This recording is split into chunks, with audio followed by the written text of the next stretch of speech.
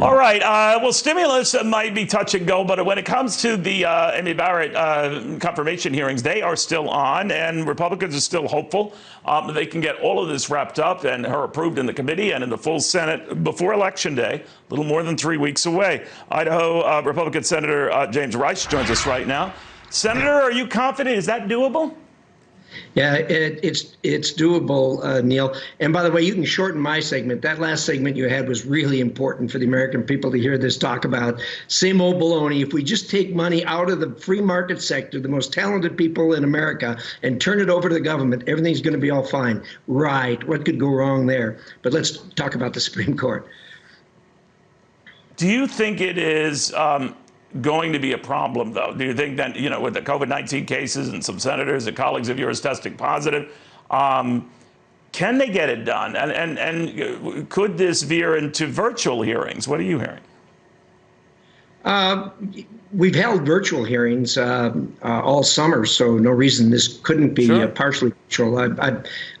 Look, they're throwing every roadblock there is. I know Chuck Schumer's now talking about that he wants to see everybody tested before they come in the Capitol building. They're just trying to knock off votes. Look, we're gonna take reasonable efforts and put one step in front of the other. Mitch McConnell is very good at this, and I have every confidence that we'll get this done. I think they forget that when the election's over, there's still a couple months left, whatever happens in the election. If they throw the president out and every senator that's up out, there's still going to be votes after the election. That doesn't stop things going on after the election. So they can continue to spar at this, but like I said, this is an age-old process.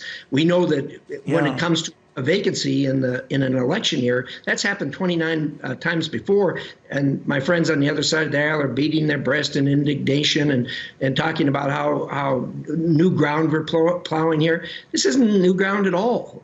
This has happened over and over again. You know, you mentioned the possibility that, you know, they could still vote after the election. It would be a very different situation if the Democrats won. Let's say they won big.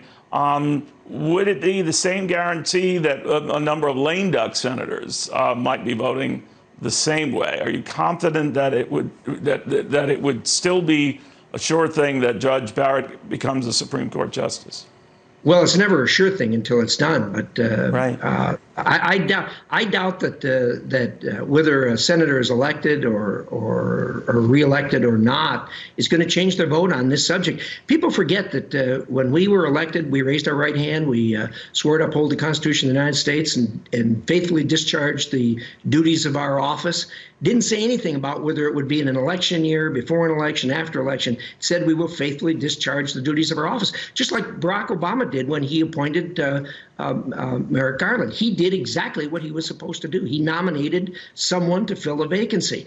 The Senate did just what it's supposed to do, and that is either consent or withhold its consent. In that particular case, we withheld our consent, and that's the way it's been through history. If you have a White House and Senate that are to the same party, the person generally gets confirmed. If you have a White House and a Senate that are of split parties, it generally doesn't happen. So, look, this is not something that's brand new. It's not rocket science. These things have been done for over and over again for the 244 years we've been around.